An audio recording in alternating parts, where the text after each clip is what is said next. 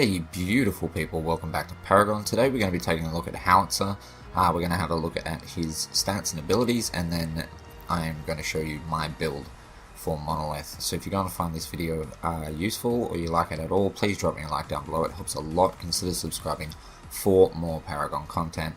And drop me a comment, let me know what you think of the build, and let me know what you would replace a certain card that I have in my build with, or what you would put in as your spare cards, because I would really like to know. So with that out of the way, let's get started. Okay, taking a look at Howie's stats in the game. He starts off with 500 health, he gains 67.43 per level to get him to 1444.02 health. He has 1.2 health regen at the start of the game and ends up at 4.09996 health regen at level 15. Starts with 280 mana, and with his gains per level he ends up at 1232 at level 15. He has 1.3 mana regen, which goes to 5.0996. 8 base armor, which ends up at 22 basic armor. He has 20 ability armor, and that ends up at 30.5. Howitzer's auto attack is the cannon. It's a ranged attack dealing basic attack damage, and it actually has splash damage that occurs within a certain radius that applies 10% of that basic attack damage to those enemies in the splash damage range. Okay, it starts off at 53 damage, and it has a power scaling of 0.3. Now that means if you put 100 power on your build, 30 power will go towards that basic attack, so it will then do 83. Okay, it has a cooldown of 1.2, that means you can fire once every 1.2 seconds. It has a range of 1200, which is pretty standard, and as we said, it has 10% splash damage, and it gains 1.6 damage per level. The first ability that I recommend you go with as Howitzer is his R2000 missile. It fires a long-range rocket that deals damage in an area. Okay, it's damage ranges from 100 to 280 at max level, and the mana cost ranges from 100 to 145 at max level, so it's quite expensive, but it does do a lot of damage. It has a range of 2200, so that is coming close to Twin Blast Ultimate. It's quite a long range, and its power scaling is 1.25, so that means that if you have 100 power on your build, you will get 125 damage to go towards that 280 at the max level. Okay, it's a very, very good ability. It's great for crowd clearing, as it will hit most of a wave, has a pretty big radius that the attack actually hits in, and it's great for picking off low health enemies that are trying to run away. The next ability of his that I recommend you go for is the landmine. You place a mine that will explode after 5 seconds, knocking an enemy and Howitzer back and dealing damage. The ability can be reactivated to detonate it early, so you press the button again to detonate it early. It's pretty much just a circular patch on the ground, and it will push enemies in a direction based off where they are from the center. Okay, so the power scaling on this is 0.625. Okay, so that means if you have 100 power, you get 62.5 damage to go towards this. Right, the damage of the actual mine itself ranges from 75 to 225, and the mana cost is 80 to 110. Don't underestimate this. Is really good in your crowd clearing, in your wave clearing rather. One R2000 missile on a landmine will get most waves dealt with really, really quickly in about the mid game. Okay, it has a cooldown of 22, which ends up being at 13 when it's at its max level, and it has a range of 1250, so just outside your basic attack. His next ability is the slow grenade. It fires 3 proximity bombs in an arc that explode, dealing damage and applying a slow.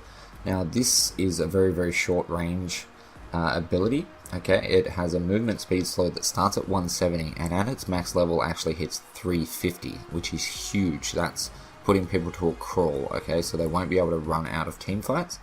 The damage it actually does is between 60 at the first level to 210 at max level. The mana cost is 65 to 80, so it's really cheap. Has a power scaling of 0.625. Okay, so that's 62.5 for every 100 power that you put on your build, and it has a stock cooldown of a flat cooldown of 12 seconds across the board. Okay, his last ability is obviously his ultimate, and it is called Make It Rain. Howitzer rockets into the air and fires down a volley of missiles in the targeted area, dealing damage over 4 seconds, or 4.2 seconds rather. The last missile does 50% of the total damage.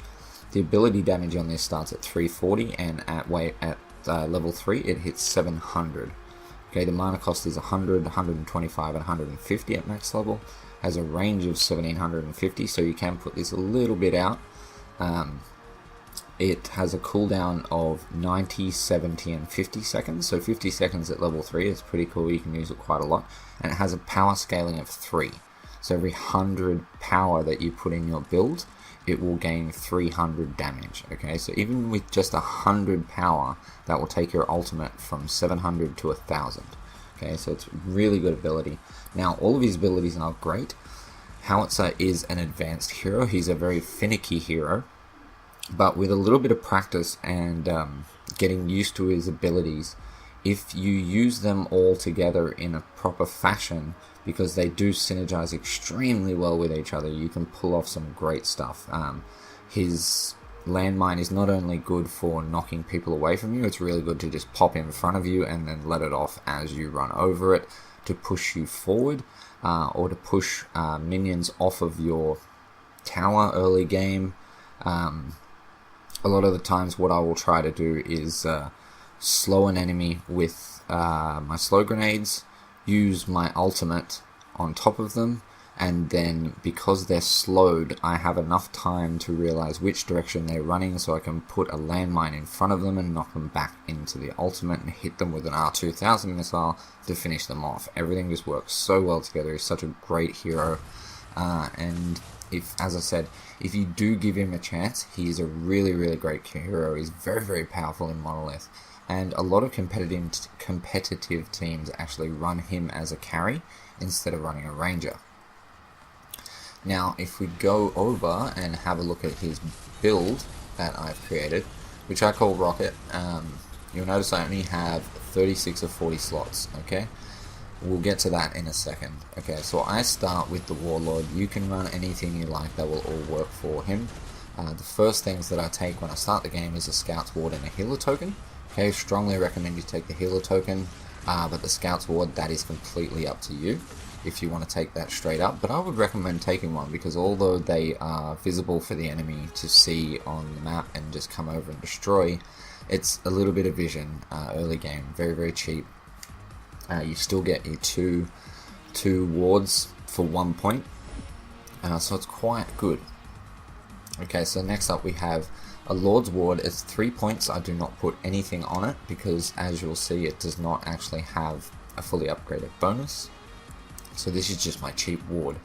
Okay, now you could make the argument that getting rid of that and putting one with a fully upgraded bonus on, and then actually running it as a 6 point card would then get you a fully upgraded bonus, but it's only 6 power, so I'm not really worried about it. But if you want to do that, if you want to adjust this build and have a 6 point ward, that is fine.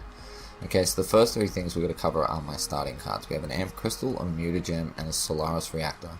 So they all have minor casts or minor strikes on them, okay, to make them 6 point cards. So we get 90 free mana off the Amp Crystal and 24 power. We get 30 free mana, 0.6 mana regen and 24 power off the Mutagem. And we get 24 power and 0.9 mana regen off of the Solaris Reactor. Now these three aren't really that important, they're just my early game cards, so if you want to change them and have 3 Solaris Reactors or 3 Amp Crystals or 3 Mutagems, either way is fine. Even if you think there's something else that you would rather replace them with, that is good. Okay, so moving on, my next card that I have is a Tempered Plate with 3 guards in it. Now this is the card that you can replace and not run if you feel like it. I like it because it allows me to take a couple of hits while I'm being chased, while abilities are on cooldown, just to make sure that I get out and don't die and feed the enemy team. Okay, but that is completely up to you. This is why we actually have 4 open slots. Okay, I normally take an extra couple of mana potions, you know, a bump juice or a cast token or even a circlet of health, and fill up those 4 slots. But if you want to do that, that's fine. or if you want to put another 9-point card on instead of this, you have the space to do that. Alright, the next thing that we take is 3 Staff of Adamants, all with major strikes or major casts, okay?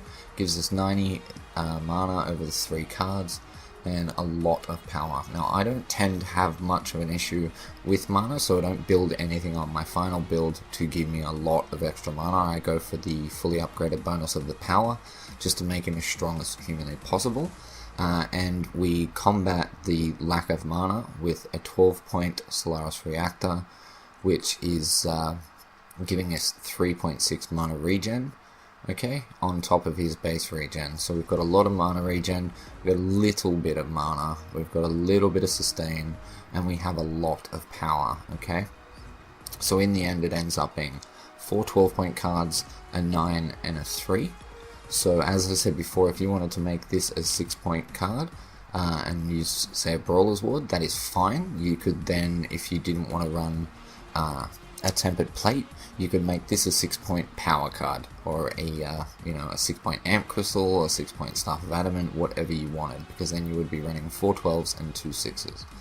Okay, so that is the build, guys.